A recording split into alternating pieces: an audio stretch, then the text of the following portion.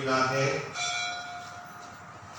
आणि त्या निमित्ताने आजची भक्ती आपल्या सेंट क्रिस्टोफर सीएनआय चर्च कल्याण या मंडळीच्या महिला सभासद ज्या आहेत त्या चालवणार आहे। यावेळेला आपण त्या सर्वांना प्रभूच्या हाती स्वाधीन करूया। आपण प्रार्थना करू। पवित्र पवित्र सैन्याचे यहोवा देव बाप्पा, आम्ही तुझी स्तुती करतो, धन्यवाद देतो। तू आमचा महान परमेश्वर आहेस। इस्रायलाच्या स्तवनामध्ये वस्ती करणारा तू आमचा देव बाप्पा आहेस। प्रभू, दरवर्षी हा जागतिक प्रार्थना दिन पाळला जातो आणि प्रभू ज्या ज्या राष्ट्रांना प्रभू तुझी वचनाची गरज आहे, ज्या राष्ट्रामध्ये प्रत्येक ज्या सुविधा मनुष्य जातीला हव्या असतात त्या दिल्या जात नाहीत किंवा पुरवल्या जात नाहीत किंवा उपलब्ध नसतात, अशा प्रत्येक आणि अनेक राष्ट्रांसाठी प्रार्थना विनंत्या केल्या जातात। तशाच प्रकारे अनेक राष्ट्रांच्या मध्ये जेथे प्रभू तुझ्या वचनाची घोषणा केली जाते त्या ठिकाणी तुझ्या सुवार्तेला अधिक मोकळीक मिळावी, तुझ्या सुवार्तेच्या द्वारे अनेक जीवात्म्यांना सुवार्ता पोहोचवली जावी, त्यांचं तारण व्हावं, त्यांना पापक्षमा मिळावी। याच दृष्टिकोनातून प्रभू आम्ही सर्व जागतिक मंडळ्या या दिवशी त्यांच्यासाठी प्रार्थना करीत असतो, भक्ती करत असतो आणि म्हणून त्यामध्ये आमच्या सेंट क्रिस्टोफर सीएनआय मराठी मंडळीचे महिला मंडळ आणि प्रभू त्यांच्या सोबत आम्ही सर्व सहभागी होत असताना तो आम्हा प्रत्येकाचा आज पुढारी हो आणि चालक हो, येशूच्या नावाने आमेन। मी आपली दृष्टी पर्वताकडे लावितो, मला सहाय्य कोठून येईल? आकाशाचा आणि पृथ्वीचा निर्माण करता जो परमेश्वर, त्याच्यापासून मला सहाय्य प्राप्त होते। यावेळेला मंडळीने बसावे। इथून पुढची भक्ती ही महिला मंडळाचे आजच्या भक्तीसाठी जे चालक आहेत त्यांच्या स्वाधीन करतो आणि विनंती करतो की त्यांनी पुढे यावं आणि आजच्या भक्तीचा चालक करावं।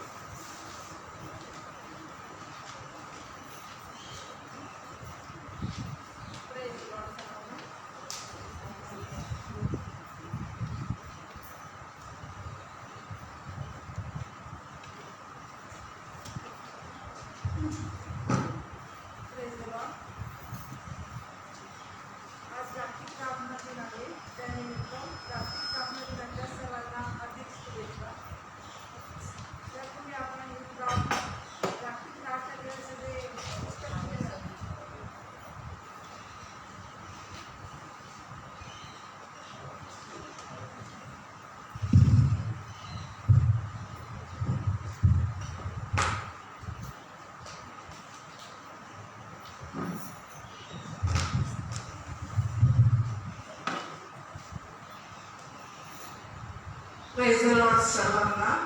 आज जागतिक प्रार्थना दिन या निमित्ताने आम्ही महिला मंडळाची भक्ती चालवणार आहोत। त्यामध्ये देवाला सर्वांना सहाय्य करू ही देवाला आम्ही प्रार्थना करतो आणि जागतिक प्रार्थना दिनाच्या सर्वांना हार्दिक शुभेच्छा। जागतिक प्रार्थना दिन 2022 शुक्रवार आजचा विषय तुम्हाविषयी माझ्या मनाचे संकल्प आहे ते मी जाणतो। हे इर्मया पुस्तकामध्ये आहे। 29 आणि 1 ते 14 वर्षामध्ये हा विषय दिलेला आहे।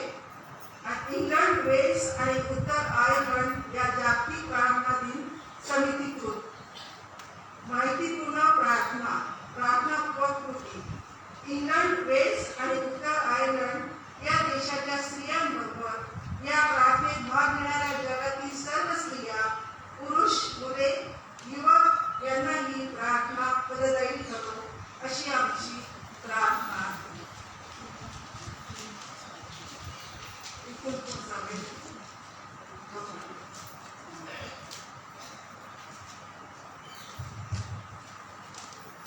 स्वागत व प्रार्थनेचे आव्हान। सुरुवातीची प्रार्थना मी वैशिष्ट्यांना सांगते।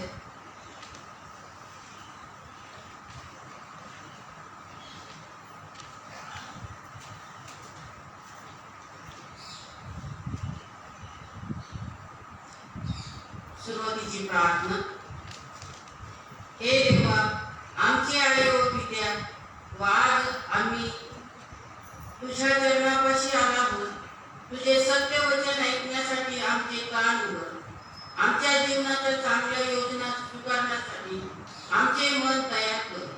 देवा, आम्ही तुझ्यावर प्रेम करतो व तुझा पुत्र येशू ख्रिस्त आमच्यासाठी जगात पाठविला, त्याबद्दल तुझे आभारी आहोत. आमेन. मंडळीने उभे राहावे.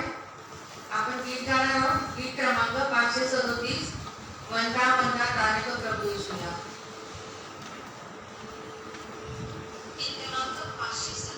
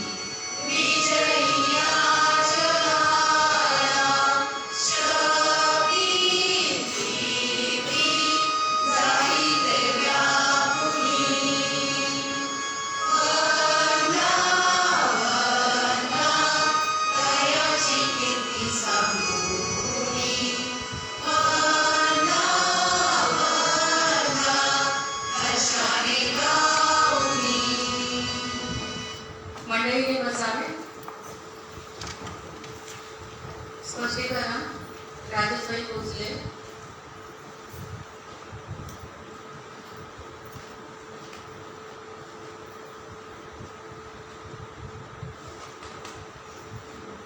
स्पष्टीकरण.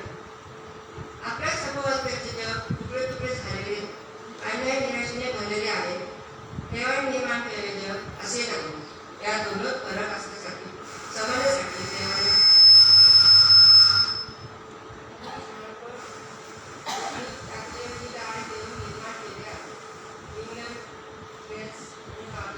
थायलंडमधील तरुण वर्ग अशा करणारे व संस्कृती परिवर्तन करणारे आहे. त्यांचा उपयोग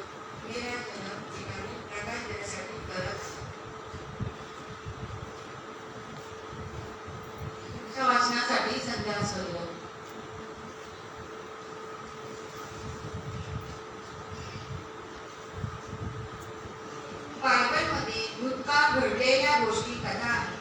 आमची आजची कथा इर्मया संदेष्टा यहुद्याच्या लोकांना देश सोडून गेल्यानंतर काय म्हणाला यावर आधारित आहे. ते दुःखी होते आणि संदेशाचे काम म्हणजे भविष्यासाठी आशेवर ठेवले. चांगले भविष्य देवाने त्यांना द्यावे यासाठी प्रार्थना करणे. माझ्याकडे तुमच्यासाठी चांगल्या योजना आहेत. मी तुम्हाला आशा आणि चांगले भविष्य देईन आणि तुम्हाला बंदिवासातून परत या ठिकाणी आहे. इर्मया 29:11-14. सर्वांसाठी देवाची योजना आहे असा आमचा विश्वास आहे. चांगल्या भविष्याची आशा आहे. पाचवा देखावा शोभा मंडळाने बोलवले.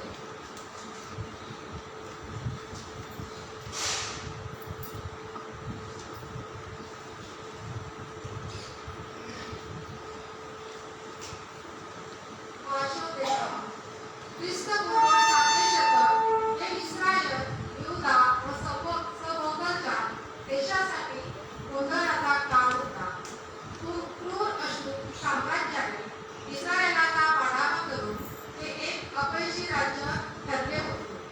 अशूरावर शक्तिशाली बाबिलोनी लोकांचा प्रभाव होता. अशा या अस्थिर जगात यर्मियाचा जन्म ख्रिस्तपूर्व 650 मध्ये झाला होता. यर्मिया मातेच्या गर्भाशयात घडत असताना देवाने त्याची निवड केली होती व त्याला पवित्र केले होते. एक महत्त्वाचा राष्ट्राचा संदेष्टा म्हणून त्याची नेमणूक केली होती. ख्रिस्तपूर्व 627 मध्ये यर्मियाला संदेश देण्यासाठी पाचारण झाले होते. तरुण यर्मिया या महान कार्यासाठी तयार नव्हता, परंतु देवाने त्याच्या मुखात स्पर्श केला व वचने त्याच्या मुखात घातली. देवाने त्याला करावयाच्या कार्यासाठी सामर्थ्य देण्याचे आश्वासन दिले. यर्मिया 1:4-10. यर्मियासाठी हा निर्णायक कसोटीचा काळ होता. त्यात आशा होती, संकटाचे सावटही होते. त्याला मोठ्या धैर्याची आवश्यकता होती. या वर्षीच्या जागतिक प्रार्थना दिनासाठी निवडलेल्या अध्यायात यर्मियाला सततच्या विरोधाला, खडतर जीवनाला, लोकांच्या असंतोषाला तोंड कसे द्यावे लागले याचा उल्लेख आहे. यहुद्याचे राज्य बाबिलोनच्या आधुनिक काळातील इराक ताब्यात घेतले. बाबिलोनाने येरुशलेमावर हल्ला केला व सत्ता काबीज केली. येरुशलेमेचा विनाश झाला, उद्ध्वस्त झाले. यहुद्यांना हतभाग केले. बऱ्याच कारागिरांना आणि यहुदी पुढाऱ्यांनाही राजा, राणी व राणीची आई इतरांना पकडून बाबिलोनला नेले व पेटेत टाकले. याच सुमारास यर्मियाचे पुस्तक लिहिले गेले.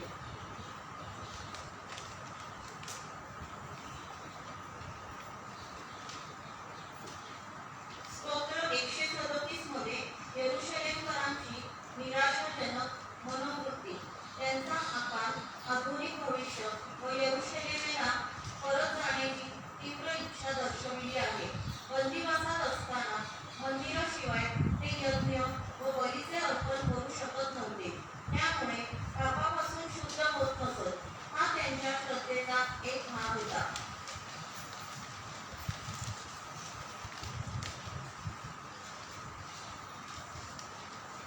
प्रार्थनापूर्वक कृती मी सुरेखा मिरपगाची श्रावण करतो.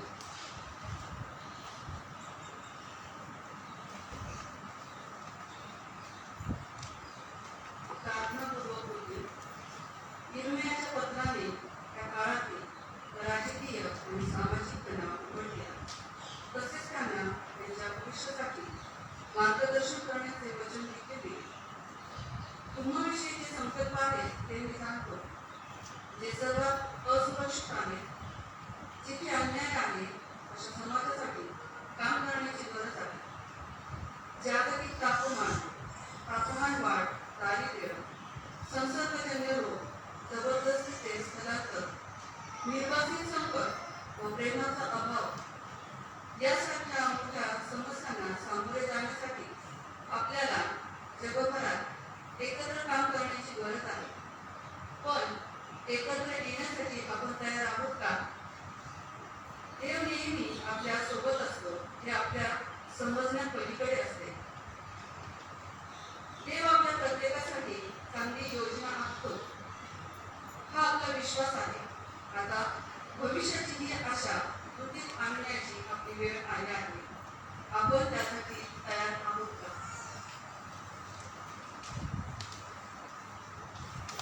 आता शास्त्रपाठ वाचन होणार आहे. पहिला शास्त्रभाग आहे इर्मया 29 आता 1 ते 14 वर्ष आहे. इर्मया 29 1 ते 14 वर्ष.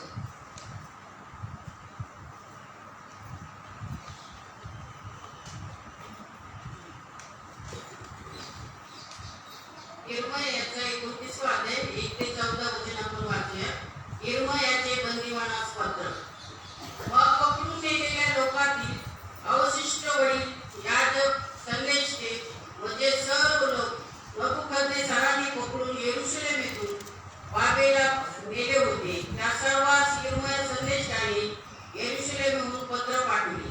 एकन्या राजा, राजमाता, खोजे, यहूद्याचे व यरूशलेमीचे सरदार, कारागीर व लोहार हे यरूशलेमेतून गेल्यावर ते त्याने पाठवले. ते शाफानाचा पुत्र एलासा व हिल्कियाचा पुत्र गमरे याच्या हस्ते रवाना केले. त्यास यहूद्याचा राजा सिदकिया याने बाबेलाचा राजा नबुकदनेस्सर याचकडे बाबेलास पाठवले.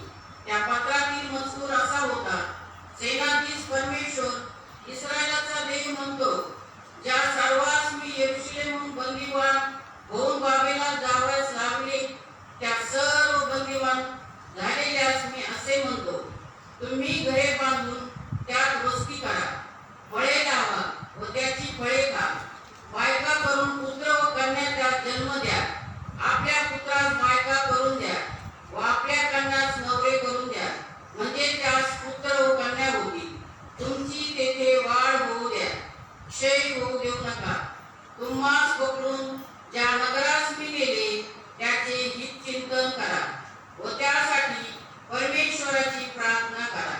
त्या नगराचे हित हे तुमचे हित, कारण सेनाधीश परमेश्वर इस्रायलाचा देव म्हणतो, तुमच्या वागणारे संदेश व तुमचे दैवत यांनी तुम्हास फसू नये. तुम्ही ज्या स्वप्ने पाहण्यास लावता त्या स्वप्नदृष्ट्याचे ऐकू नका, कारण ते माझ्या नावाने तुम्हास खोटा संदेश देतात. मी त्यास पाठविले नाही, असे परमेश्वर म्हणतो. परमेश्वर असे म्हणतो की बाबेलाची 70 वर्ष भरल्यावर मी तुमचा समाचार घेईन व तुम्हास याचकडे परत आणण्याचे जे माझे सुवचन आहे ते तुमच्या संबंधाने पूर्ण करेन. परमेश्वर म्हणतो, तुम्हाविषयी माझ्या मनात जे संकल्प आहे ते मी जाणतो. ते संकल्प हिताचे आहे, अनिष्टाचे नाही. ते तुम्हास तुमच्या भावी सृष्टीची आशा देणारे आहे. तेव्हा तुम्ही माझा धावा कराल, तुम्ही जाऊन माझी प्रार्थना कराल व मी तुमचे ऐकेन. तुम्ही मला शरण याल आणि पूर्ण जीवे भावे माझ्या शोधास लागाल, तेव्हा मी तुम्हास पावेन. परमेश्वर म्हणतो, मी तुम्हास पावल्यावर तुमचा बंदिवास उलटवीन आणि सर्व लोकात व ज्या सर्व स्थळी मी तुम्हास हाकून लावले आहे तेथून तुम्हास एकत्र करीन, असे परमेश्वर म्हणतो. आणि ज्या स्थळाहून मी तुम्हास पकडून यावयास लावले त्या स्थळी तुम्हास परत आणीन. हे देवाचे वचन. स्तोत्र संहिता 137 1 ते 6 वचन. मी बागवानीचे शाळा बोलते.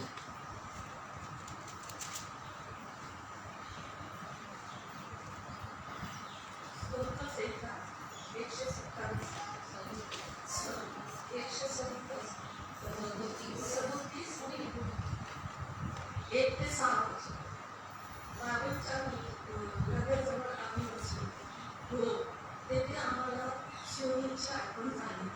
तेव्हा आम्ही रडलो.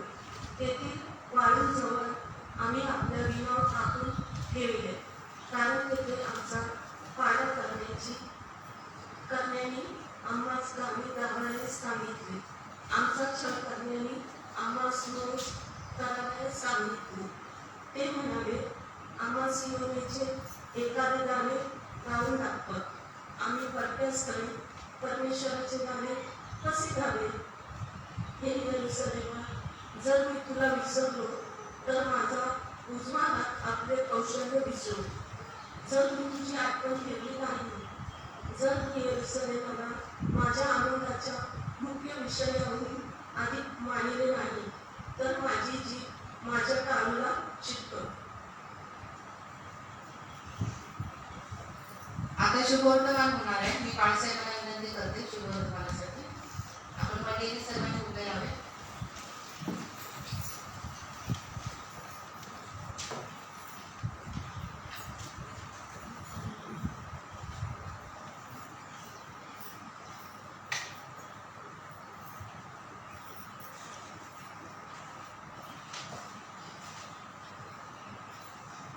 प्रभू तुम्हाला असो.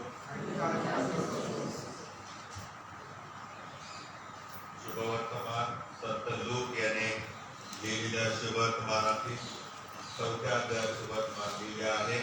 त्याच्या पहिल्या वचनापासून शुभवर्तमानास प्रारंभ होतो. येशू पवित्र आत्म्याने परिपूर्ण असा यार्देनेपासून परतला आणि त्याला आत्म्याने 40 दिवस रानात नेले. तेथे सैतानाने त्याची परीक्षा केली. त्या दिवसात त्याने काही खाल्ले नाही.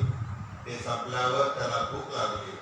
तेव्हा सैतान त्याला म्हणाला, तू देवाचा पुत्र आहेस तर या डोंगरास अंतर हो असे सांग. येशूने त्याला उत्तर दिले, मनुष्य केवळ भाकरीने नाही तर देवाच्या प्रत्येक वचनाने जगेल असे लिहिले आहे. मग सैतानाने त्याला उंचावर नेऊन त्याला जगातील सर्व राजे एका क्षणात दाखवली आणि त्याला म्हटले, यांच्यावरचा सर्व अधिकार व याचे वैभव मी तुला देईन, कारण हे मला सोपवून दिले आहे व माझ्या मनास येईल त्याला मी हे देतो. म्हणून तू मला नमन करशील तर हे सर्व तुझे होईल. येशूने त्याला उत्तर दिले, अरे सैताना, माझ्या मागे हो, कारण परमेश्वर तुझा देव याला नमन कर व त्याची सेवा कर असे शास्त्रात लिहिले आहे. नंतर त्याने त्याला यरूशलेमेत नेऊन मंदिराच्या शिरोभागी उभे केले आणि त्याला म्हटले, तू देवाचा पुत्र आहेस तर येथून खाली उडी टाक, कारण शास्त्रात असे लिहिले आहे की तुझे रक्षण करण्यास तो आपल्या दूतांना तुझ्याविषयी आज्ञा देईल आणि तुझा पाय डोंगरावर आपटू नये, म्हणून ते तुला हातावर झेलून धरतील. येशूने त्याला उत्तर दिले की परमेश्वर जो तुझा देव त्याची परीक्षा पाहू नकोस असे सांगितले आहे. मग सैतान सर्व परीक्षा संपवून संधी वेळेपर्यंत त्याला सोडून गेला. नंतर येशू आत्म्याच्या सामर्थ्याने गालिलात परत आला व त्याची कीर्ती चहूकडे प्रदेशात पसरली. हे ख्रिस्ताचे शुभवर्तमान आहे.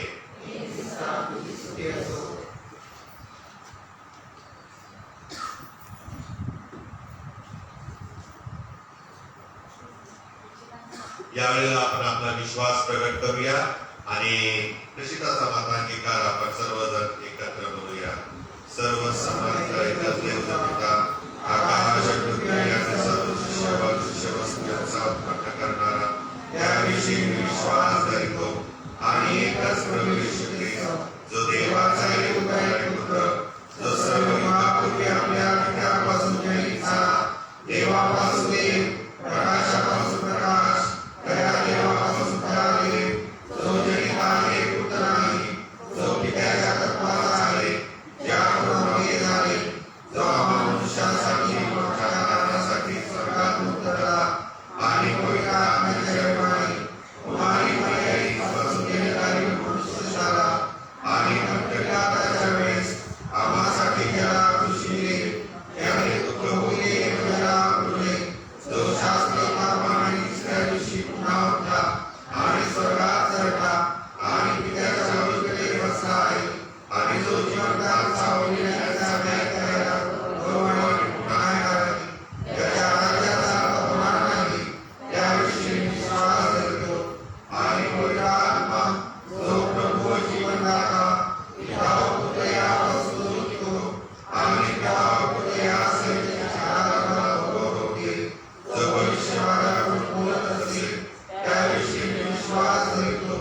आणि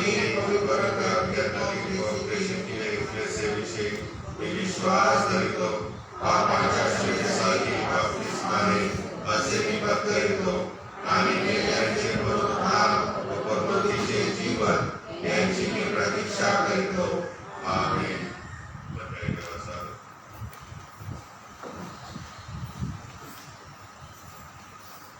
आशा आणि भविष्य ओळशीच्या बोलवते.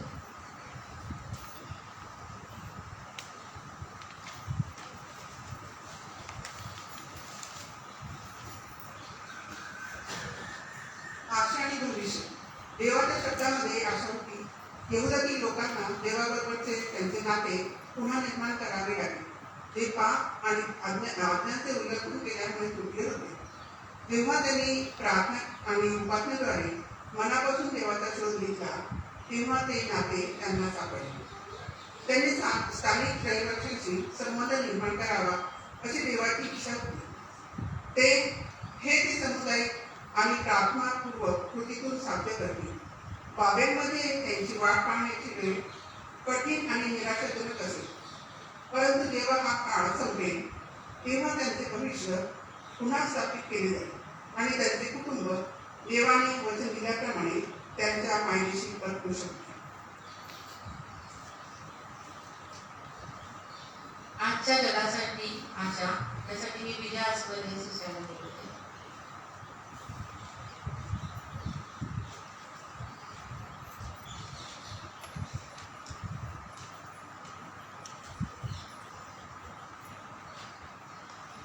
आजच्या जगातील आशा. आजच्या जगात लाखो युद्ध, भीती आणि उपासमारीमुळे आपला देश सोडून परदेशी गेले आहे. इतरांनी हे धोकादायक व कठीण वाटते, परंतु आशांना त्यांच्यासाठी ते सुरक्षित स्थान वाटते. भविष्यात ते आपल्या घरी परत येण्याची शक्यता फार कमी आहे असे बऱ्याच जणांना वाटते.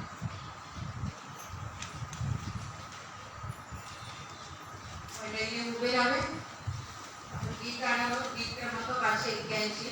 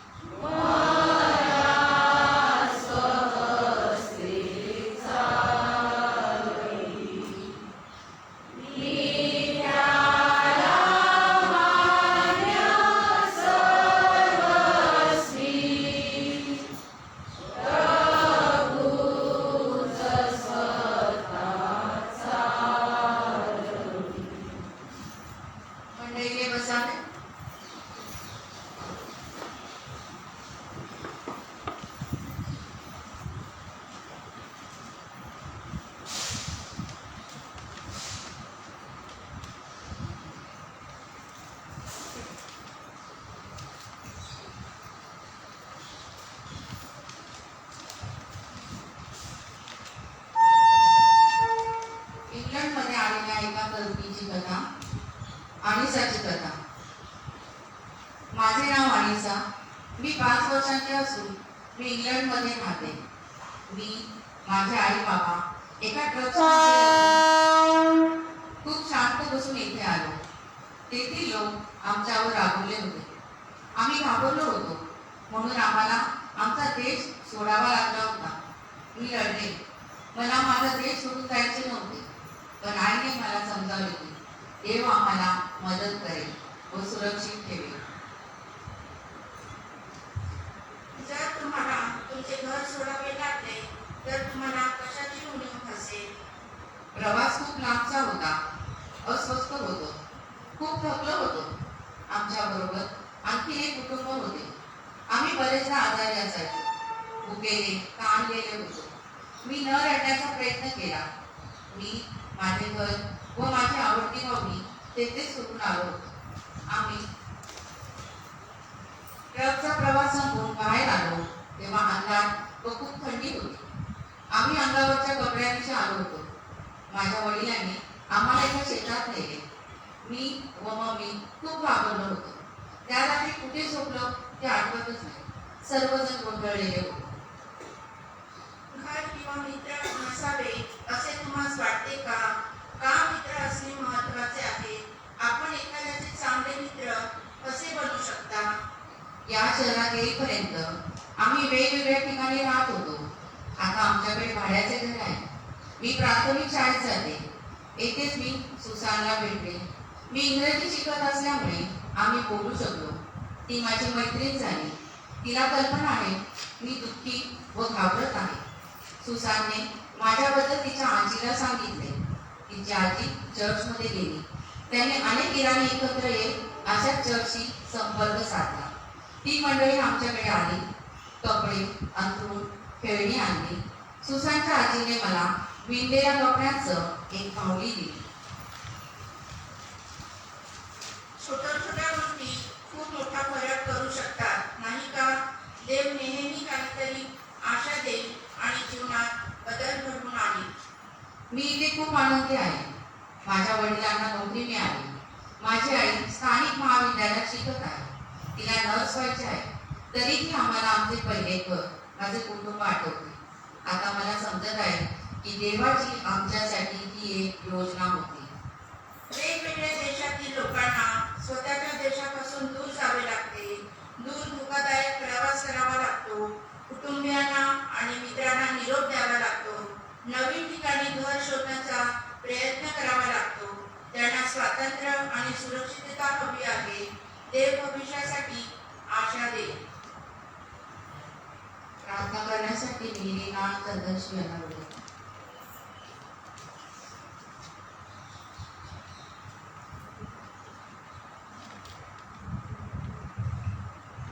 आपण प्रार्थना करू.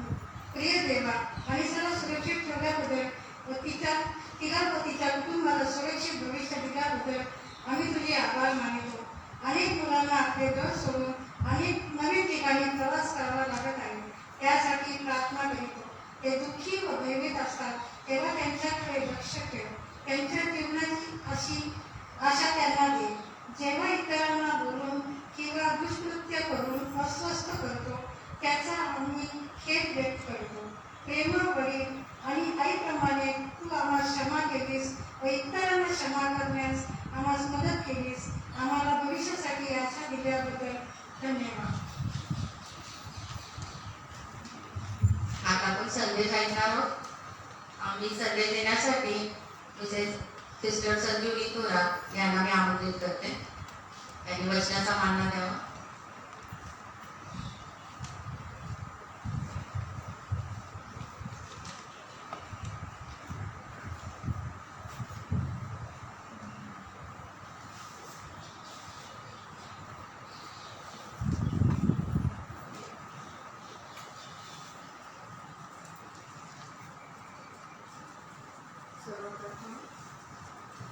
सर्वप्रथम आजच्या विशेष प्रार्थना दिनाच्या सर्वांना शुभेच्छा. आपण आत्ताच स्मिता सिस्टर आणि ज्योत्स्ना सिस्टर यांनी सुंदर रीतीने सादर केलेला अनिसाच्या कथेचं आपण आणि त्याची कथा आपण पाहिली आणि यावरून आपल्याला असे जाणवते की जेथे आपले मन असते तेथेच आपले घर असते.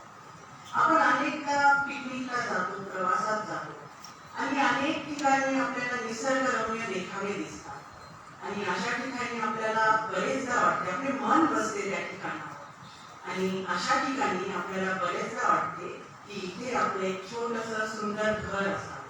म्हणजेच काय, जिथे आपले मन असते तेथे आपले घर असते.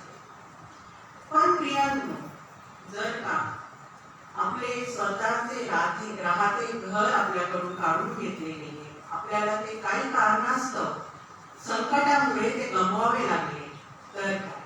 असे अनेक प्रश्न बऱ्याच लोकांच्या मनात येतात. आपण पुढे जाण्यापूर्वी प्रार्थना करू. प्रेमळ दयावंत्या, ह्या तुझ्या सुंदरशा वेळेसाठी तुला धन्यवाद देते. तुझ्या वचनातून बोलत असताना मला सहाय्य होतं. आम्हाला केवळ ऐकणारे नाही तर समजणारी बुद्धी आणि अंतकरणे पुरव. या तुझ्या वचनांचा आणि तुझ्या राज्याचा विस्तार व्हावा असे तू कर. आणि प्रभू, तुझ्या आणि तुझ्याच नावाचा गौरव व्हावा असे तू कर. प्रभू येशूच्या नावाने मागते म्हणून तू आहे. आमेन. इर्मया याचा जन्म ख्रिस्तपूर्वी 650 मध्ये झाला आणि ख्रिस्तपूर्वी 627 मध्ये त्याला संदेश देण्यास पाचारण झाले. त्याने येरुशलेम मधून बाबेलमध्ये बंदिवासात गेलेल्या लोकांना हे पत्र लिहिले आहे. जे आपण आताच ऐकले ते पत्र म्हणजे इर्मया संदेश टाकल्याचे आहे. इर्मया याचा 29वा अध्याय आणि 1 ते 14 वर्ष. आपले घर गमावल्यामुळे ज्यांचे जीवन उलथापालथ झाले आहे, अशांसाठी हे पत्र आशेचे आणि सांत्वनाचे पत्र आहे. संदेश येणाऱ्या धोक्याच्या इशाराचा आपल्याला आढावा देत असतात. प्राचीन इस्रायलचे जे संदेशे होते ते देवाने स्वतः निवडले होते आणि लोकांना चेतावणी देण्यासाठी त्यांना पाठवले होते की ते परमेश्वराच्या मार्गापासून बहकले आहे. इर्मया हाही देवाचा निवडलेला संदेशा होता, ज्याने इसवी सन पूर्व 6व्या शतकाच्या पूर्वार्धात यहुदाच्या शेवटच्या राज्याच्या कारकिर्दीत भविष्यवाणी केली. उत्तरेला इस्रायल आणि दक्षिणेला यहुदा असे 2 राज्य निर्माण झाले होते. इर्मया जरी इफ्राईमचा होता तरी देवाने त्याला यहुदामध्ये संदेश देण्यासाठी पाठवले होते. यहुदा यरुशलेम मधील राजेशाही आसन आणि मंदिराचे स्थान होते. यरुशलेमला सांस्कृतिक केंद्र म्हणून मोठ्या अर्थाने मिळाला होता. त्याचा मोठा अर्थ होता, कारण ते सांस्कृतिक केंद्र होते आणि तेथे इर्मयाला देवाकडून भविष्यवाणी सांगण्यास नियुक्त केले होते. ही फार मोठी गोष्ट होती. दुसरी महत्वाची गोष्ट म्हणजे इर्मया हा जेव्हा त्याला पाचारण झाले तेव्हा तो फार तरुण होता आणि देवाच्या कार्यासाठी तो तयारी दाखवत नव्हता. पण जसे आपण आताच ऐकले तसे परमेश्वराने त्याला म्हटले, काळजी करू नको, मी देव आहे आणि मीच तुझ्या पाठीशी आहे. अनेकदा आपणही आयुष्यामध्ये अनेक जबाबदाऱ्यांना नाकारतो, आपण घसरतो त्या जबाबदाऱ्या घेण्यासाठी. तसेच जेव्हा परमेश्वराने मोशेला निवडले तेव्हा मोशे हा निर्गमनाचा 4था अध्याय आणि 10व्या वचनात परमेश्वराला म्हटला की मी जड मुखाचाही आहे आणि जड जिभेचाही आहे. पण परमेश्वर त्याला एवढंच म्हटला की मीच सर्व करणारा आहे. होय प्रिया, परमेश्वरच सर्व करत असतो. आजही आपण परमेश्वराला प्रार्थना करून व त्याच्यावर सर्व सोपून आपल्याला अवघड वाटणाऱ्या जबाबदाऱ्या आरामात पार पाडू शकतो. कारण आजही परमेश्वर आहे. अल्फा आणि ओमेगा तोच परमेश्वर आहे आणि तोच तुमच्या आणि माझ्या सोबत आहे. बऱ्याचदा गोष्टी आपल्या हाताबाहेर असतात. मग आपल्या हातात काय असते? आपल्या हातात एक निश्चित असे साधन असते आणि ते म्हणजे प्रार्थनेचे साधन. होय प्रियांनो, आज हा जागतिक प्रार्थना दिवस आहे आणि हा आपल्या सर्वांसाठी महत्वाचा आहे. प्रार्थना आपल्याला धीर, धैर्य आणि सामर्थ्य देणारी असते. प्राचीन इस्रायल हे छोटेसे शहर होते आणि ते मोठ्या शहरामध्ये अनिश्चितरित्या जोडले गेले. दक्षिणेला इजिप्त तर उत्तरेला अशूर आणि अशूरच्या पुढे बाबेल आणि पर्शिया. आपण आता एक छोटासा इंटरेस्टिंग असा इतिहास पाहूया. इर्मयाच्या काळात सर्वात मोठा धोका आशुरी लोकांचा होता, कारण ते आपण जाणतो ते बलाढ्य लोक होते. अशूरची राजधानी ही निनवे होती. त्याचा उल्लेख आपण योना याच्या पुस्तकात पाहतो. आणि योना ही अशूरला जाण्यास घाबरत होता, कारण तिथले लोक बरेच बलाढ्य होते, म्हणून तो त्या लोकांना घाबरत होता. बऱ्याच काळापासून यहुदाचे राजे ह्याच निनवेला खंडणी देत होते. खंडणी म्हणजे स्वरक्षणासाठी काही त्यांना रक्कम देणे. पण झाले असे की असिरियन म्हणजे अशुरी साम्राज्याच्या अखेरीस त्यांच्यापेक्षाही बलाढ्य आणि शक्तिशाली बाबेल ह्याने अशुरी लोकांचा पराभव केला आणि पर्यायाने आता यहुदा हे बाबेलच्या अधिकाराखाली आले. इस्रायलावर परकीय वर्चस्व असलेल्या जगात आता इर्मया मोठा होतो. आपण पाहतो की बाबेलचा राजा नबुकदनेस्सर ह्याने सैन्य नेऊन यरूशलेम जिंकले आणि सुमारे 10,000 लोकांपेक्षा जास्त लोक त्याने कैद करून नेले. यहुदाचा राजा मरण पावला होता आणि त्याच्या ठिकाणी त्याचा 18 वर्षाचा मुलगा हा राज्य करीत होता. आणि ह्या 18 वर्षीय मुलाला आणि त्याच्या आईला म्हणजे राजमातेला देखील बाबेलमध्ये बंदी करून नेण्यात आले.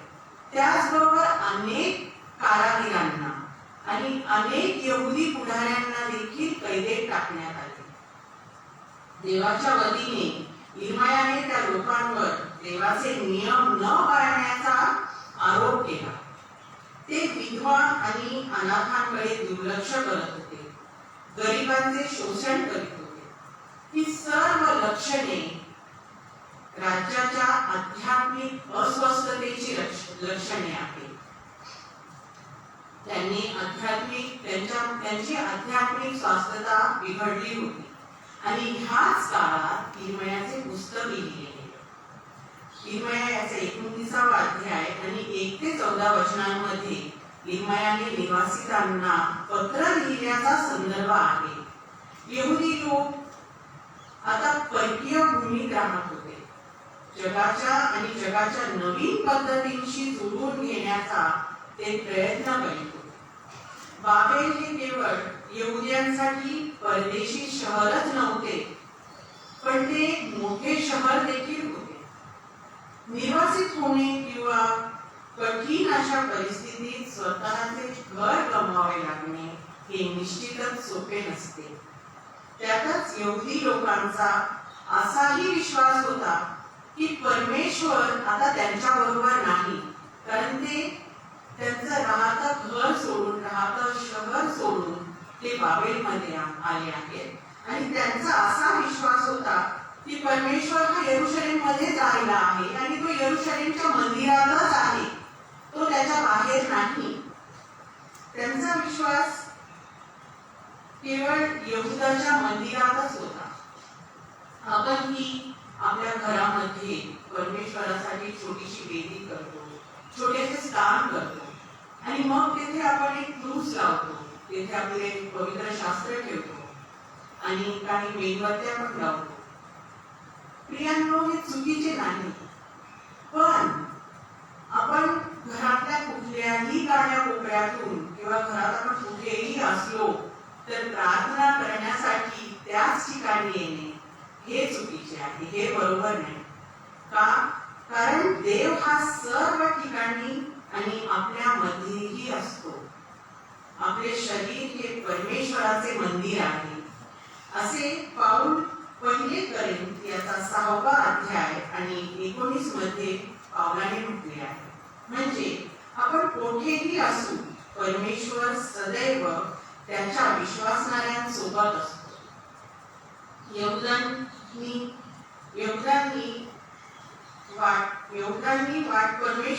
योगदांना वाटे की परमेश्वर बाबेलमध्ये त्यांच्या सोबत नाही असे समजून ते स्तोत्र 137 हे त्यांनी रचले. आणि याच्या 4थ्या वचनामध्ये ते म्हणतायत की आम्ही परकीय स्थळी परमेश्वराचे गाणे कसे गावे.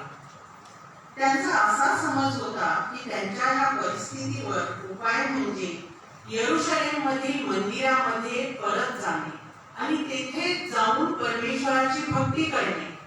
आणि बाबेलमध्ये आपण परमेश्वराची भक्ती करू शकत नाही कारण तिथे परमेश्वर नाही असं त्यांना वाटत असे. त्यांना त्यांची ही स्थिती, हे निर्वासन तात्पुरते वाटत होते.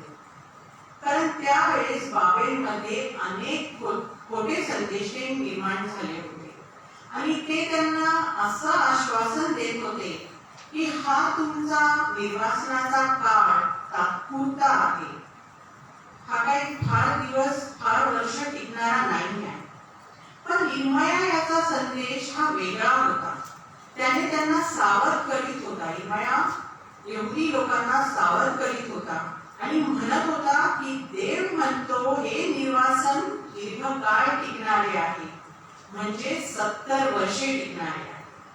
म्हणून तुम्ही बाबेलमध्ये, तुम्ही जिथे राहता, आता तुम्ही बाबेलमध्ये आहात, तुम्ही बाबेलमध्ये घरे बांधा, बायका करा, पुत्र कन्यास जन्म द्या, त्यांचेही लग्न करून द्या आणि तेथे तुमची वाढ होऊ द्या. एवढेच नाही तर तुम्ही बाबेलाच्या हितासाठीही प्रार्थना करा, कारण बाबेलचे हित हे पर्यायाने तुमचेच हित आहे. सर्व निर्वासित व स्थलांतरित लोकांसाठी हे आव्हान आहे की त्यांनी परकीय भूमीत कसे राहायचे आहे. त्यांनी आपली ओळख न विसरता, न गमावता टिकून राहण्यासाठी परिस्थिती बरोबर जुळवून घ्यायचे आहे. इस्रायली लोकांच्या 70 वर्षाच्या संघर्षाचे पुरावे म्हणजे एस्तेरचे पुस्तक ह्या काळापासूनच आले आहे. एस्तेर हे नाव यहुदी नसून ते बाबेली देवता इश्तार हिच्यापासून आले आहे. तसेच मर्दकै हे बाबेलचा देवता मर्दूक यापासून आले आहे. आज आपण आपल्या परिसरात, आपल्या परिस्थितीत कसे राहतो. आपण आपल्या परिसरात लोकांशी इतके समरस होतो का की आपण त्यांचे सणवार, त्यांचे विधी, त्यांना खुश ठेवण्यासाठी, त्यांच्या मर्जीत राहण्यासाठी आपण त्यांचे अवलोकन करतो का. आणि आपल्या परमेश्वराचे वचन आणि नियम आपण पाळत नाही, आपण ते मागे सोडतो, आपण ते विसरतो का. आपण आपल्या संपर्कातील लोकांशी आपल्याला जर का जुळवून घ्यायचे असेल तर हे सर्व करणं मुळीच गरजेचे नाही. तर जुळवून घ्यायचे असेल आपल्या संपर्कातील लोकांशी, आपल्या शेजाऱ्यांशी, आपल्या ऑफिसमधील लोकांशी, तर आपण अनेक वेगळे पद्धतींचं अवलोकन करू शकतो. आपण त्यांची मदत करू शकतो, अनेकरित्या आपण त्यांची मदत करू शकतो. त्यांना त्यांची विचारपूस करू शकतो. त्यांच्यासाठी आपण त्यांच्या परमिशनने आणि त्यांच्या सोबत आपल्या परमेश्वराची प्रार्थना करू शकतो आणि आपल्या परमेश्वराचा गौरव त्यातून त्यांना आपण दाखवू शकतो. आपल्या बोलीचालीतून, आपल्या उठण्या बसण्यातून, आपल्या वागणुकीतून आपण कसे ख्रिस्ताचे चांगले लोक आहोत हे आपण त्यांना दाखवू शकतो. ह्यातून त्यांना हेच जाणवले पाहिजे की खरोखर हे ख्रिस्ताचे लोक आहेत आणि हे ख्रिस्ताच्या वागणुकीने चालणारे लोक आहेत. आपण आपल्याद्वारे ख्रिस्ताचाच गौरव केला पाहिजे. इर्मया यहुदी लोकांना आशा आणि विश्वासही देतो की परमेश्वर केवळ इस्रायलातच नाही तर तो बाबेलमध्ये सुद्धा आहे, त्यांच्या सोबत आहे. यहुद्यांना परमेश्वराची भक्ती करण्यासाठी इस्रायलला जाणे गरजेचे नाही. ते परमेश्वराची भक्ती बाबेलमध्येही करू शकतात आणि परमेश्वर त्यांच्या लोकांना बाबेलमध्ये देखील आशीर्वाद देऊ शकतो. आजही प्रियांनो, तोच परमेश्वर आपल्याही मंडळीमध्ये, आपल्याही मंदिरामध्ये उपस्थित आहे. पण आपण त्याला कुठल्या रीतीने उंचावितो? आपण त्याला उंचावतो का?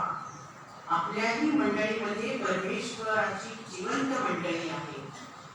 आपल्या मंडळीतील प्रत्येक सभासदाने सेवा कार्यात सक्रिय भाग घेतला पाहिजे. हे भाग घेणे गरजेचेच नाही, पण हे आवश्यक सुद्धा आहे. परमेश्वर त्याच्या मंडळीतील प्रत्येकाला पवित्र आत्म्याच्या दानाने भरतो. आपल्याला वाटते की अरे मी काय करू शकतो, पण नाही. बाय डिफॉल्ट आपल्याला परमेश्वर त्याच्या पवित्र आत्म्याद्वारे प्रत्येकाला कुठले ना कुठले दान दिलेलेच असते आणि त्या दानासाठी आपण आपले स्वपरीक्षण केले पाहिजे आणि स्वपरीक्षण करून आपण ते दान ओळखले पाहिजे आणि मंडळीने सुद्धा त्या सभासदांना ते दान जोपासण्यासाठी प्रोत्साहित केले पाहिजे. इर्मयाचा संदेश हा आशेचा, विश्वासाचा आणि वचनबद्ध शब्दांचा संदेश आहे. देव आपल्या बरोबर कोठेही सदैव असतो हे प्रत्येक पिढीसाठी आशेचे, विश्वासाचे शब्द आहे.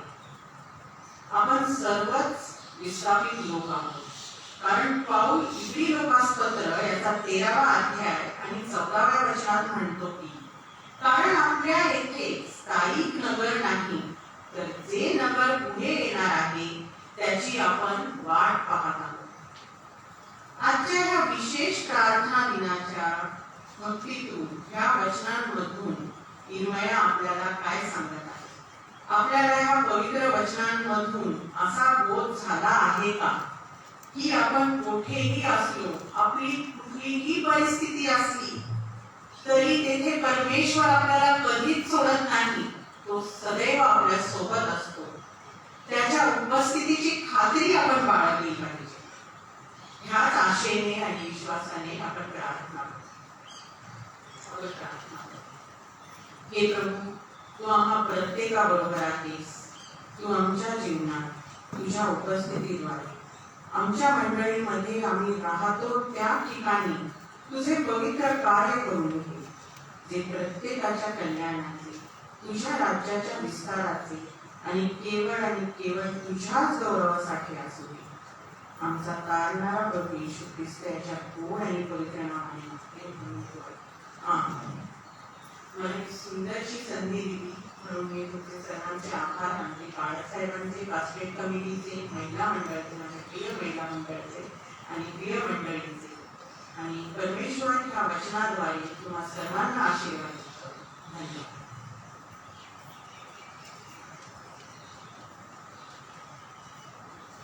Thank you sister. खूप सुंदर संदेश सांगितलेला, सुंदर रीतीने वचनावर पुण्यामध्ये मांडते. प्रार्थनापूर्वक कृतीची कथा छाया मंडळी आम्ही विनंती करत आहे.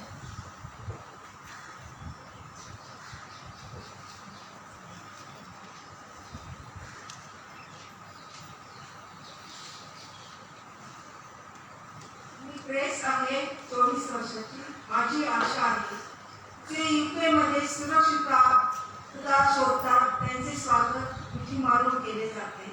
गरजेच्या वेळी आधार दिला जातो. भूमध्य समुद्र ओलांडून युरोपमध्ये पोहोचण्यासाठी आपला जीव धोक्यात घातला. या UK मधील दाखवण्यात आलेल्या बातम्याकडे मी दुर्लक्ष करू शकले नाही. माझे हृदय भग्न झाले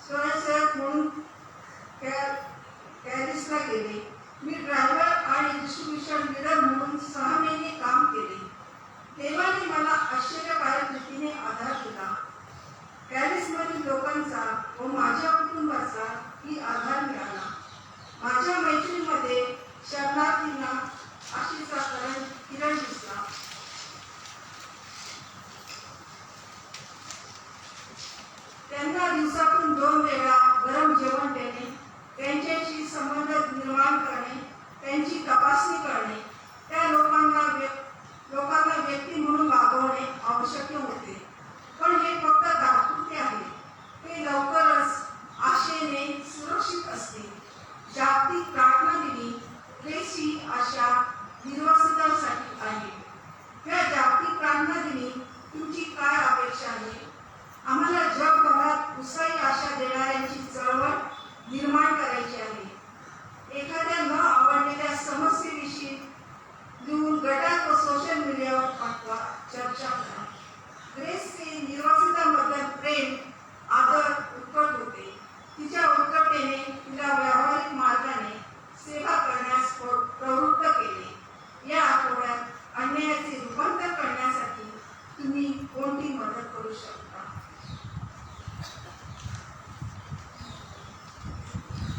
आता आपण दानार्पण निघालो. दानार्पण घेत असताना गीत क्रमांक 400 मंडळीने उभे राहावे. गीत क्रमांक 401.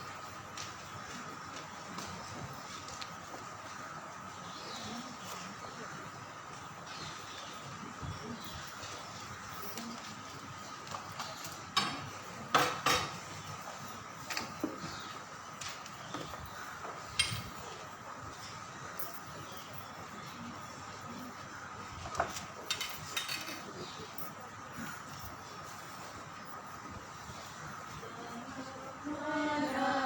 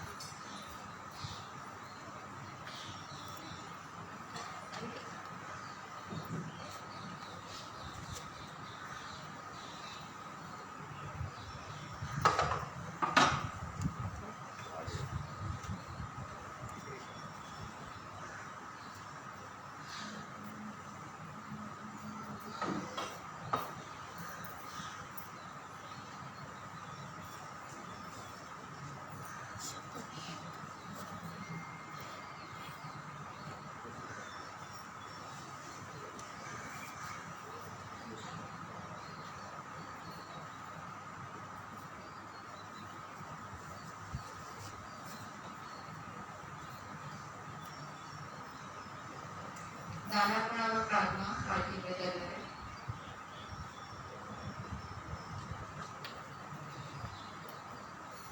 पवित्र पवित्र पवित्र अत्यंत पवित्र सेनाधीश परमेश्वरा, आजच्या भक्तीमध्ये तू उपस्थित आहेस त्याबद्दल धन्यवाद देतो आणि आजची भक्ती तू मान्य केलेली आहेस त्याबद्दल देखील स्तुती करतो.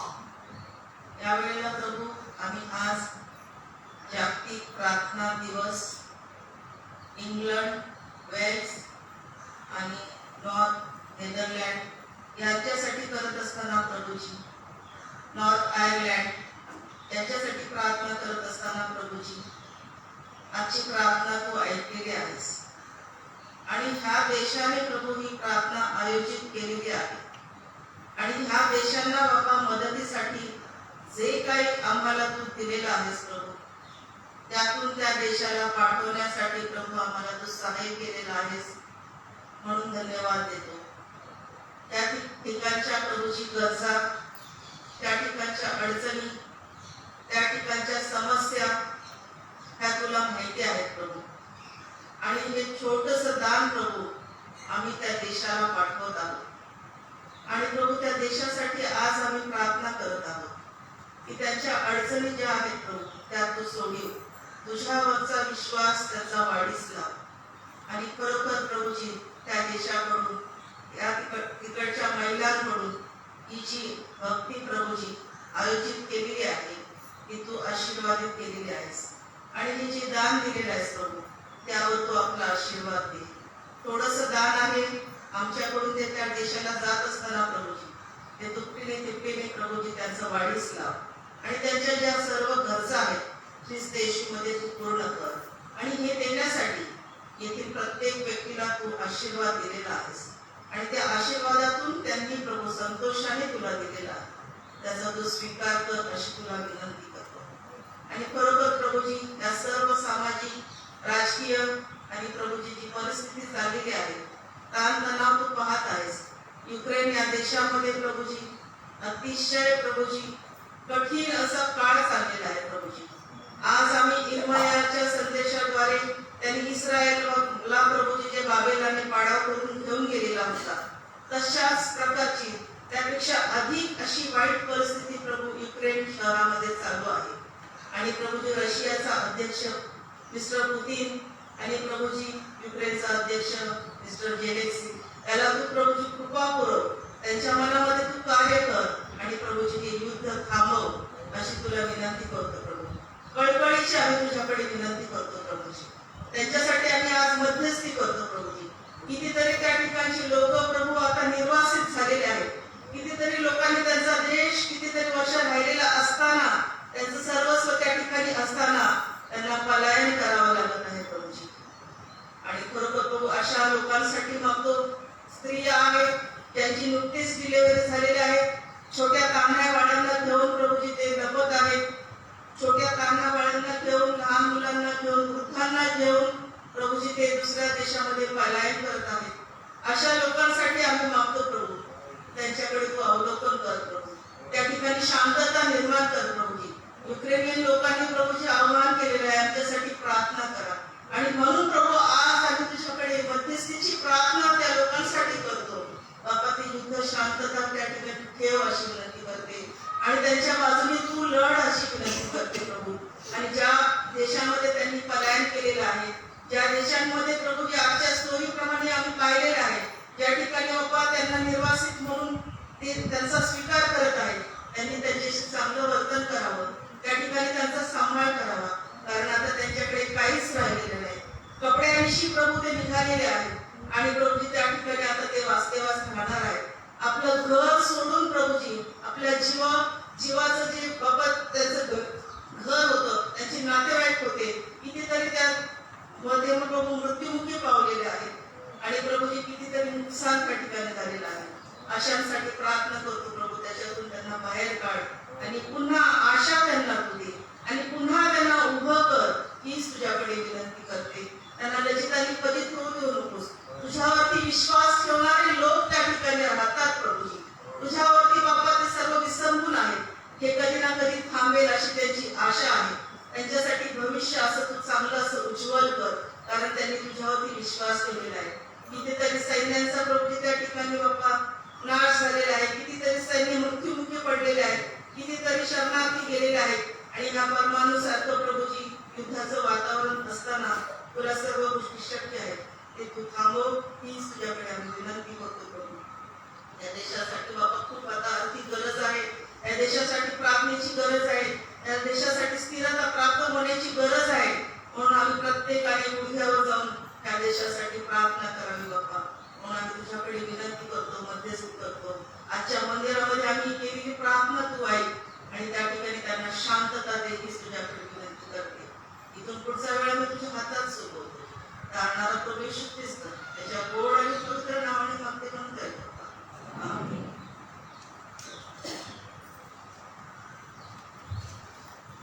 मंडळीने बसावे. शेवटची प्रार्थना स्मिता सिस्टरची. आजच्या जागतिक प्रार्थना दिनाच्या निमित्ताने छोटीशी प्रार्थना पण प्रभूकडे सादर करूया. आमच्या संपूर्ण जीवनाच्या देवा, आम्ही तुझे आभार मानतो. आमच्या दुःखात तू आमच्या सोबत असतो, याचा आनंद आम्हास वाटतो. आम्ही एकटे असतो तेव्हा तू आम्हा सानिध्य असतो. आमच्या जीवनात आम्ही तुला आमंत्रित करीतो. जेव्हा आम्ही एकटे, भयभीत, निराश असतो तेव्हा आमच्या समवेत अस. येशू ख्रिस्ताने वधस्तंभावर दुःख भोगले, पण ती पुनरुत्थानाची आशा होती. आमच्या आशा, समस्या एकमेकांना सांगण्यासाठी विचार, मन, शब्द दे. येशू ख्रिस्ताच्या नावात आमेन.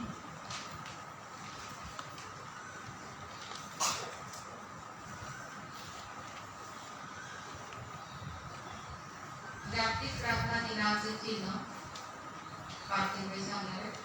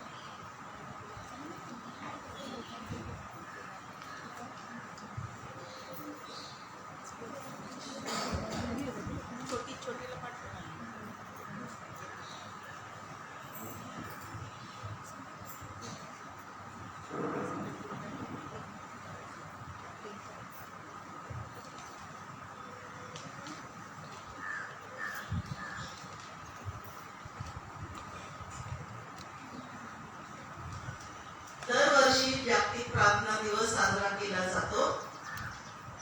मार्च याचा पहिला शुक्रवार, मार्च महिन्यातला पहिला शुक्रवार. गेल्या वर्षी मला असं वाटतं सगळ्यांना सांगितलं होतं की हा कशा पद्धतीने सुरू केलेला आहे.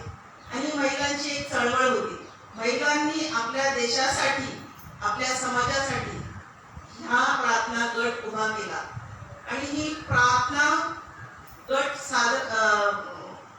सुरू करत असताना प्रार्थना ही कृतीमध्ये कशी उतरली पाहिजे त्यासाठी प्रार्थना करणे.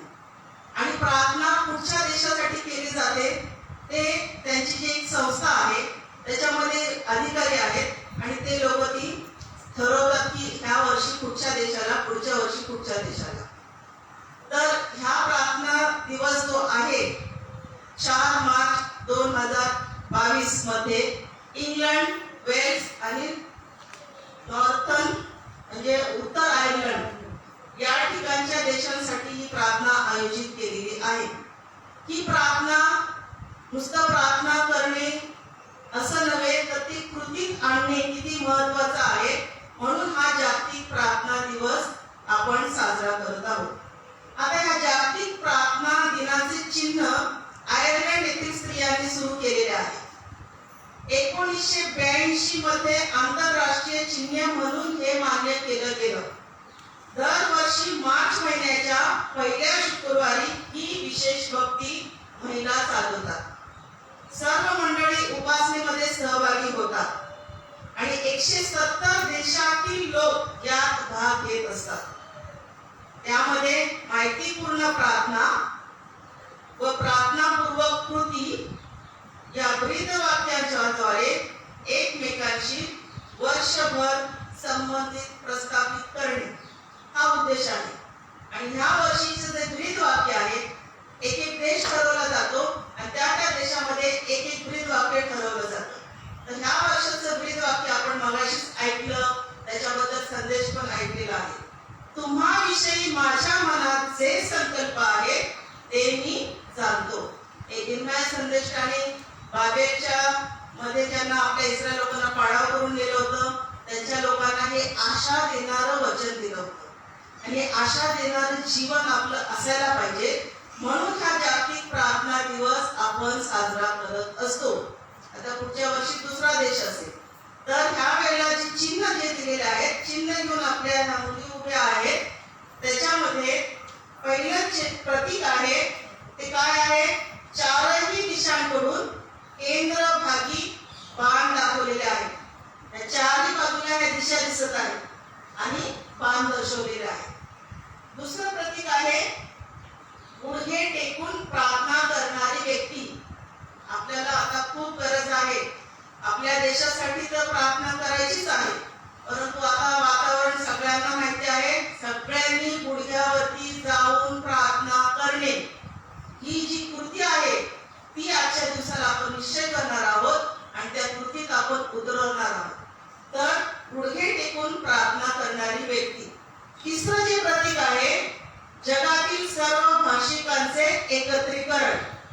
कुठे तिसरं प्रतीक? या ठिकाणी जगातील सर्व भाषिकांचे एकत्रीकरण. म्हणजे कुठच्याही भाषेमधली व्यक्ती असू दे, कुठल्याही वंशाची असू दे, कुठल्याही देशाची असू दे, तर एकत्रित येऊन प्रार्थना केलेली देवाला आवडते. एकत्रित येऊन आपण प्रार्थना करणं आवश्यक आहे. दुसरं आहे चौथं प्रतीक वर्तुळ. वर्तुळ म्हणजे जग आहे, सर्कल आहे. हे जग आहे, हे जग देवाने निर्माण केलेलं आहे. त्याचा नाश करण्याचा कुणालाही अधिकार नाही. तरी पण आपण आता पाहतो जागतिक घडामोडीमध्ये, या सामाजिक घडामोडीमध्ये, राजकीय घडामोडीमध्ये, आर्थिक व्यवस्था दुसऱ्या देशाची कशी पाडली जाईल खाली असा प्रयत्न केला जातो. सुंदर असं जग देवाने निर्माण केलेलं आहे, मानवासाठी निर्माण केलेलं आहे, परंतु मनुष्याच्या बुद्धीमध्ये, मनुष्याच्या डोक्यामध्ये वाईट असे सैतानी विचार येतात आणि ह्या अशा घटना घडत आहेत. तर त्यासाठी आपण काय करूया? मध्यस्थ करूया. आणि यामध्ये सर्वात जे आहे पाचवं प्रतीक,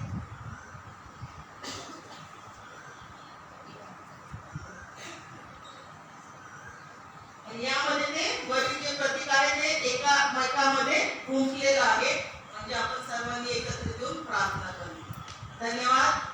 आपण आपल्या देशासाठी आणि युक्रेन आणि रशियासाठी सुद्धा विशेष करून प्रार्थना करूया. इथून पुढचे वक्ते बाळासाहेब चालवणार आहेत.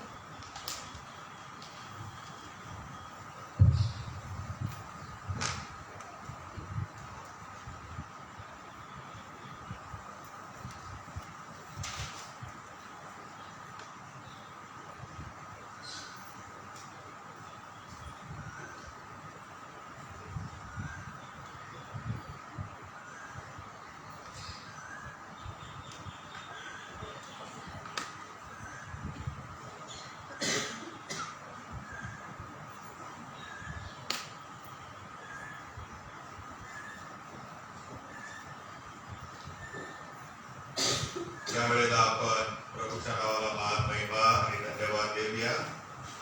प्रभूने आपल्याला आजच्या या प्रभुवारी त्याच्या उपासना मंदिरात आणलं आणि जागतिक प्रार्थना दिना निमित्ताने नियोजित केलेले देश आणि दोन मुलींच्या जीवनातील उदाहरणं, त्याद्वारे सध्याची जी परिस्थिती युक्रेनमध्ये चालू आहे त्याला हा विषय, या गोष्टी अतिशय लागू होतात.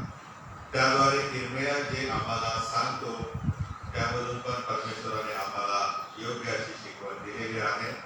महिला मंडळाचे आणि उपदेशक सिस्टर संजीवनी थोरात यांचे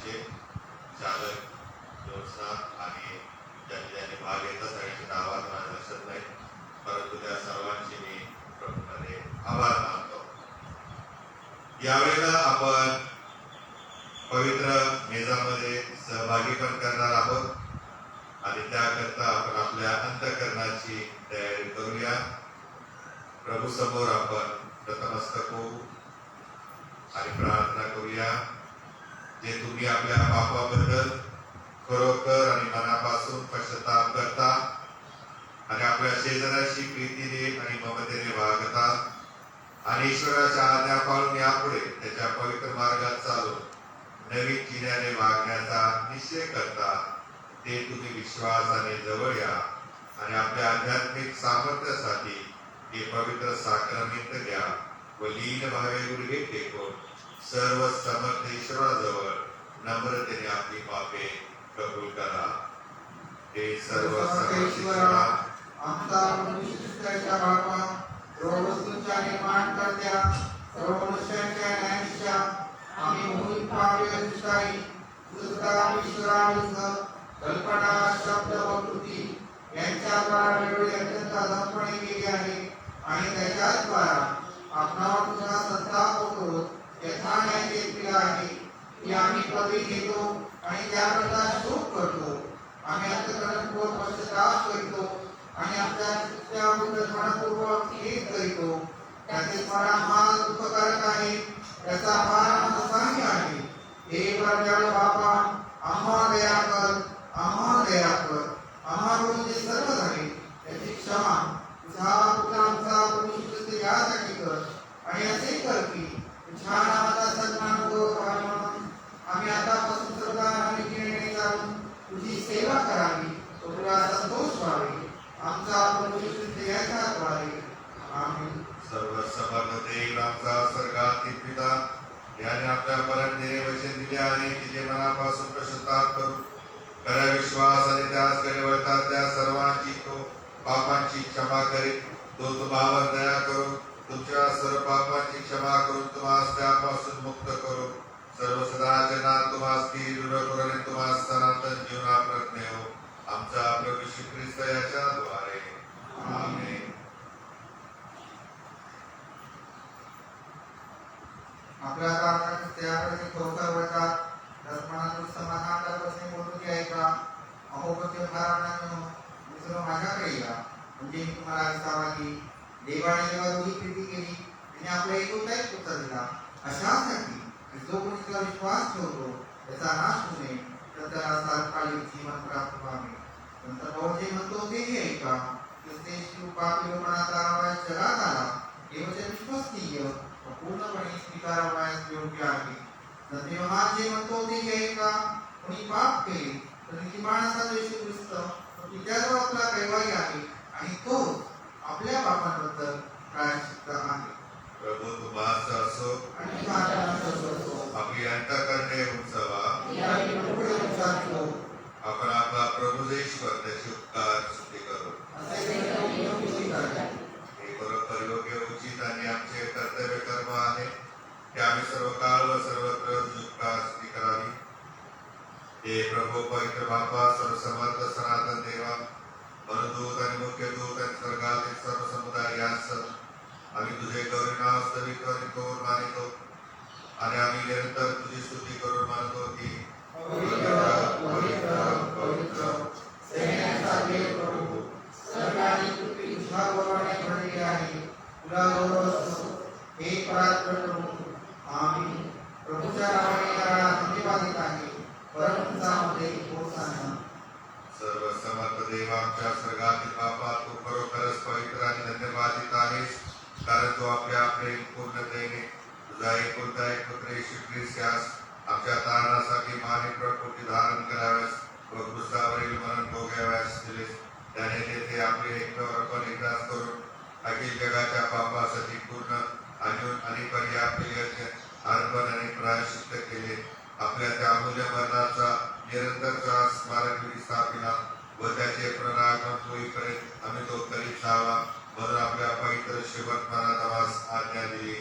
ज्या रात्री त्याला धरून देण्यात आले त्याच रात्री त्याने भाकर घेतली आणि तुझे उपकार स्तुती करून ती मोडली आणि आपल्या शिष्यांस दिली व म्हणले, खा, तुम्हा करता दिलेले हे माझे शरीर आहे. माझ्या स्मरणार्थ तुम्ही करा.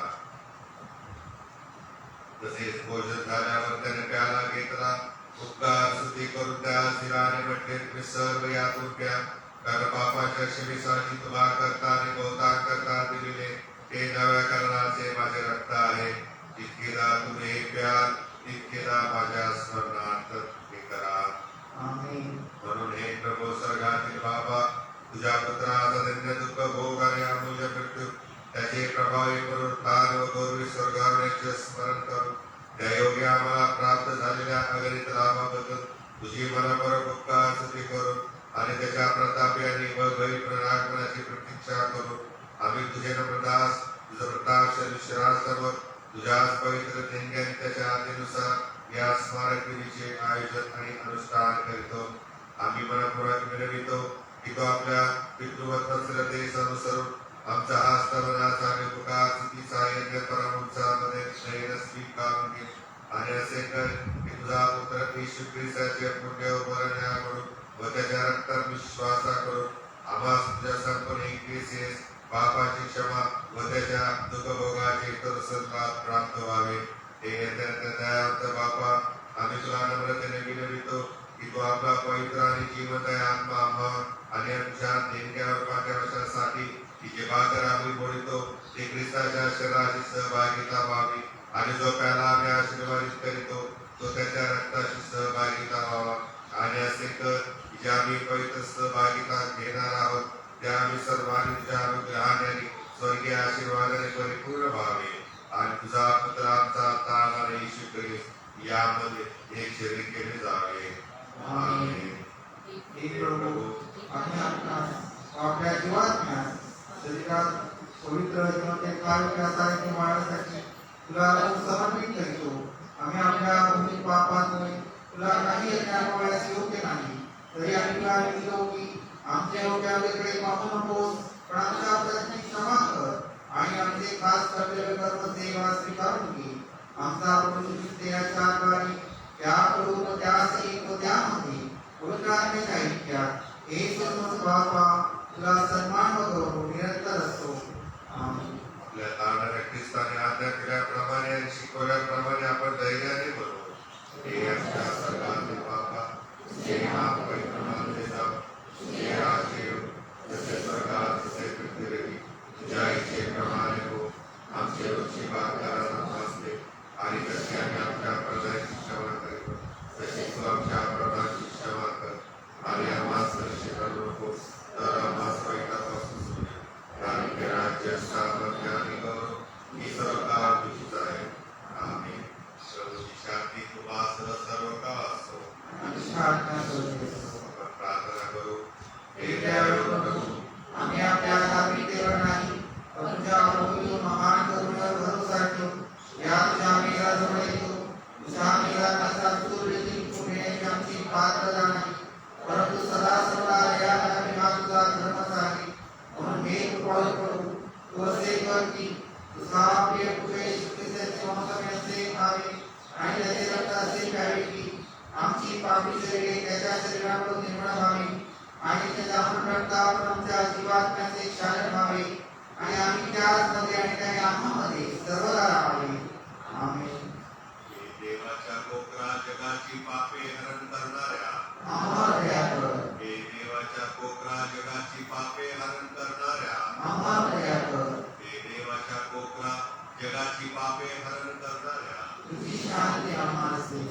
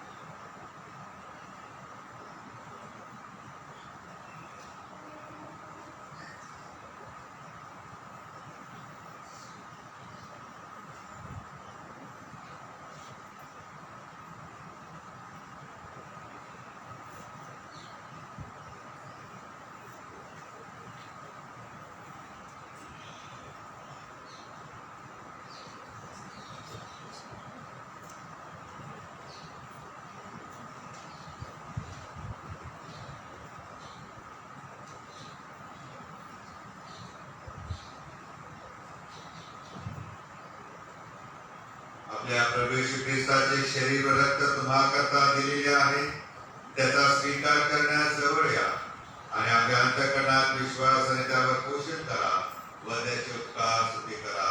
प्रभूच्या मेजामध्ये सहभागी होत असताना आपण गीत क्रमांक 350 हे गाऊया.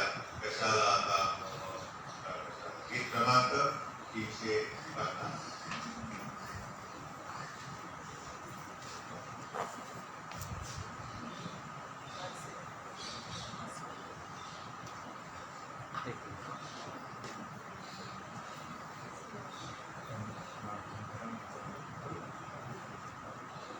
येत नाही का?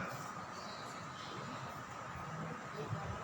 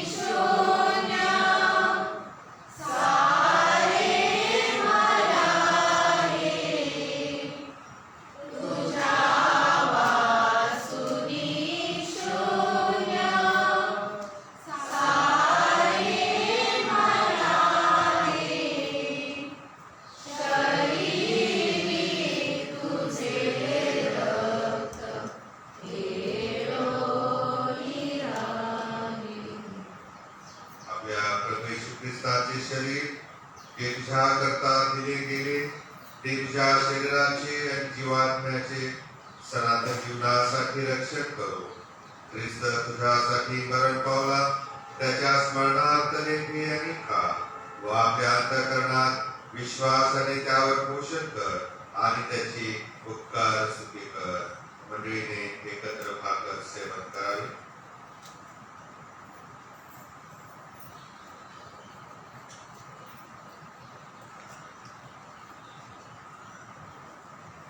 आपल्या प्रभू येशू ख्रिस्ताचे रक्त जे तुझ्याकरता दिले गेले ते तुझ्या शरीराचे आणि जीवात्म्याचे सनातन जीवनासाठी रक्षण करो. ख्रिस्ताचे रक्त तुझ्याकरता दिले होते, त्याच्या स्मरणार्थ हे पी आणि उपकार मान. मंडळीने एकत्र प्याला सेवन करावा.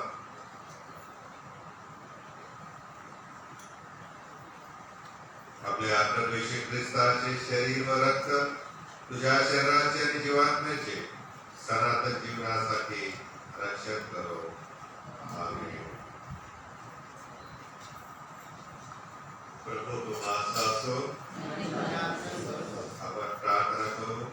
हे सर्व समर्थ सदैव जिवंत ईश्वरा, आम्ही मनापासून तुझे उपकार स्तुती यासाठी करीतो की ज्या आम्ही हा पवित्र रस स्वीकार केला आहे, त्यामुळे तो आपला पुत्र येशू ख्रिस्त आमचा तारणारा याच्या अमूल्य शरीराच्या रक्ताच्या आध्यात्मिक अन्नाने प्रसन्न होऊन पोषितोस आणि याकडून तो आमची खात्री करीतोस की तुझी कृपा आणि प्रसन्नता आम्हावर आहे.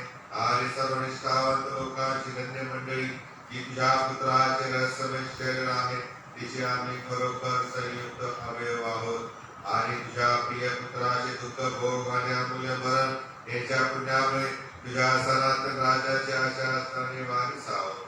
हे स्वर्गातील बापा, तुला आम्ही अत्यंत नम्रतेने विनवितो की तो आपला अनुग्रह देऊन आम्हाला सहाय्य कर की आम्ही सर्वदा त्या पवित्र सहभागीतेत राहावे आणि जी सत्कर्मे करावी म्हणून तू विजले असते आम्ही करावी.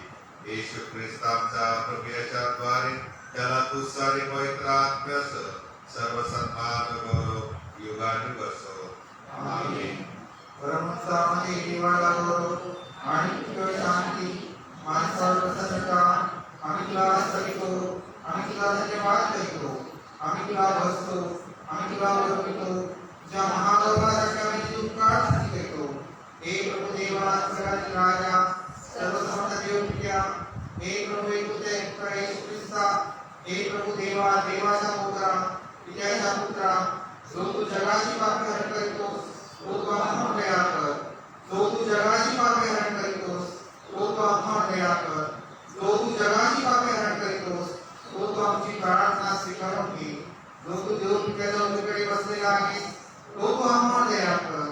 कारण की तूच मात्र पवित्र आहेस, तूच मात्र प्रभू आहेस, तूच मात्र हे ख्रिस्ता पवित्र आत्म्याने देव पित्याच्या बरोबर परत आहेस. आमीन. यावेळेला मंडळी करता ज्या सूचना आहेत त्या मी वाचत आहे.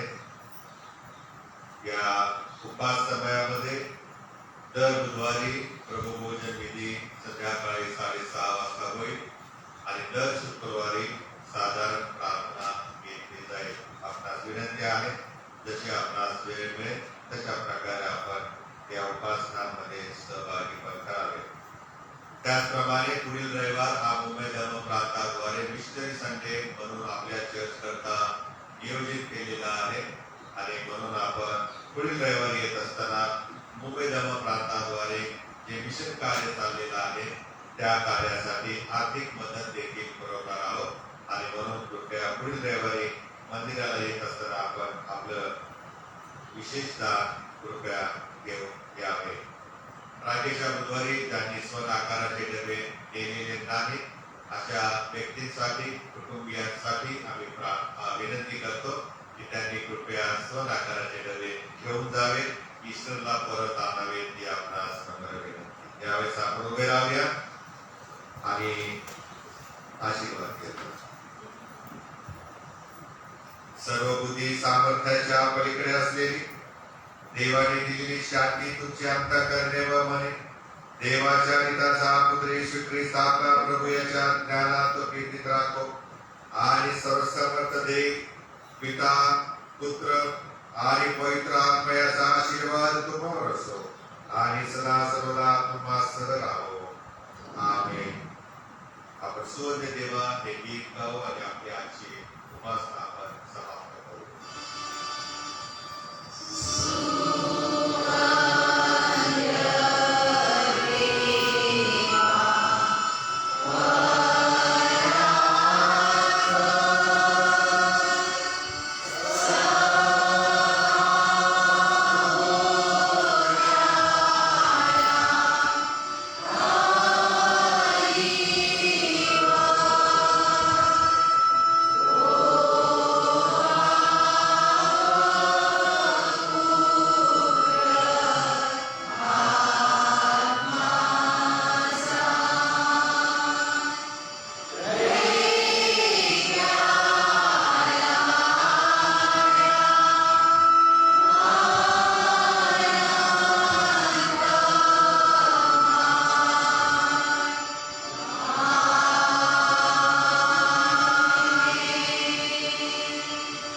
बरोबर प्रेम करण्यास व त्याची सेवा करण्यास शांतीने जा.